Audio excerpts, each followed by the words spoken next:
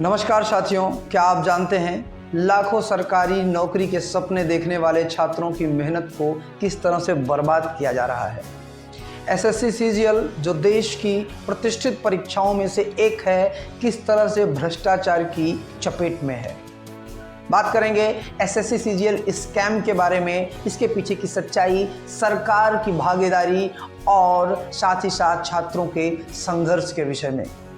तो नमस्कार, मैं हूं आपका अपना मित्र सुधांशुदेव पांडे और स्वागत करता हूं आप सभी का एकेडमिया कैरियर के इस पावरफुल लर्निंग प्लेटफॉर्म पर। तो आइए स्टार्ट करते हैं बिना किसी देरी के।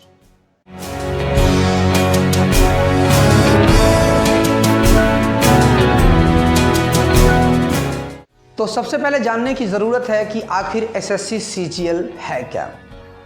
एसएससी का मतलब होता है स्टाफ सिलेक्शन कमीशन।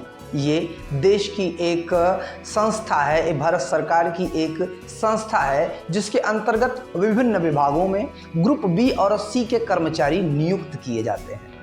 वहीं सीजीएल का मतलब है कंबाइंड ग्रेजुएट लेवल एग्जाम, जिसके अंतर्गत राष्ट्र के लाखों युवा हर साल परीक्षा देते हैं। ये तो बात हो गई एसएससी सीजीएल की। अब बारी है ये बताने की कि इसमें किस तरह के घोटाले यानी कि किस तरह का स्कैम हुआ है। तो आइए बात करते हैं बिंदु दर बिंदु तरीके से कि किस तरह का स्कैम, किस तरह का घोटाला एसएससी सीजीएल में हुआ है। तो सबसे पहले बात करते हैं एसएससी सीजीएल स्कैम के शुरुआत की। सन 2018 में सबसे पहले एक बड़ा घोटाला सामने आया जिसमें पेपर लीक होने का आरोप था कि कुछ निजी कोचिंग संस्थानों और कुछ साइबर कैफ़े के लोगों ने मिल करके एसएससी सीजीएल का पेपर लीक किया है। कुछ छात्र संगठनों ने मिल करके सरकार से सीबीआई जांच की मांग की और साथ ही साथ जंतर मंतर पर प्रदर्शन किया। लास्ट ईयर जो सुप्रीम कोर्ट में केस हुआ था,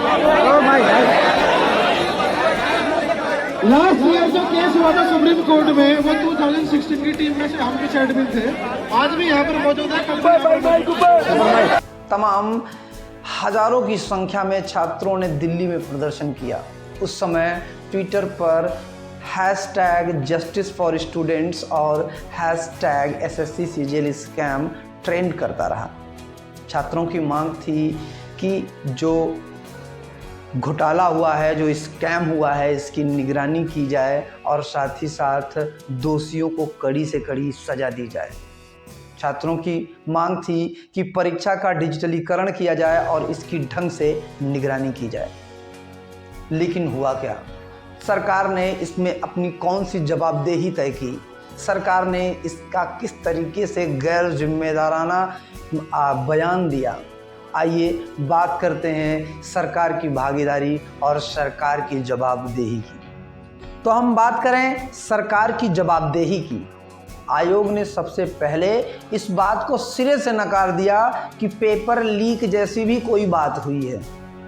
वहीं जब छात्र संगठनों का पुरजोर दबाव बना, तब जाकर के इस पूरे मामले को सीबीआई को हैंडओवर किया गया, सीबीआई जांच के लिए अग्रेषित किया गया। लेकिन हुआ क्या कि सीबीआई जांच की रिपोर्ट भी इतनी धीमी थी कि उसका भी जो रिजल्ट निकला वो शून्य था। साथ ही साथ राजनीतिक दलों ने भी अपनी प्रतिद्वंद्विता दिखाई, राजनीतिक दलों ने भी अपनी भागीदारी दिखाई। कैसे?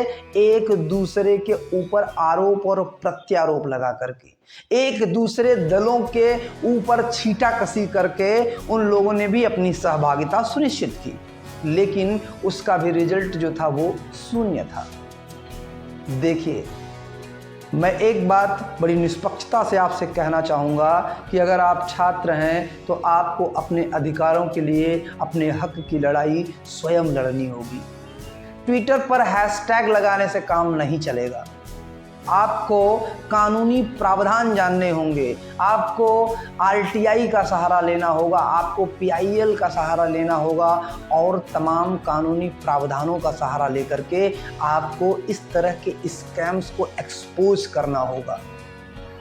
नहीं तो इसी तरह के स्कैम्स, इसी तरह के घोटाले होते रहेंगे और लाखों युवाओं का वो सपना जो वो सजो करके बैठे हैं राष्ट्र की सेवा के लिए, वो धीरे धीरे दम घुट जाएगा उसका और वो अपने जीवन की आखिरी सांस गिनना शुरू कर देंगे। तो मेरे हिसाब से एसएससी सीजीएल स्कैम सिर्फ एक पेपर लीक की घटना नहीं है, बल्कि उन लाखों युवाओं के सपनों की हत्या है जो अपनी मेहनत से राष्ट्र की ईमानदारी पूर्वक सेवा करना चाहते हैं। तो अगर आपको भी लगता है कि एसएससी सीजीएल घोटाला एक बड़ा घोटाला है, एक बड़ा अपराध है, तो नीचे कमेंट बॉक्स में अपने विचार लिखना ना भूलें। अगर आपको ये वीडियो उपयोगी लगा हो तो अपने मित्रों के साथ साझा करें और बने रहें एकेडमिया कैरियर के साथ। मिलते हैं अगले वीडियो में, तब तक के लिए जय हिंद, जय भारत।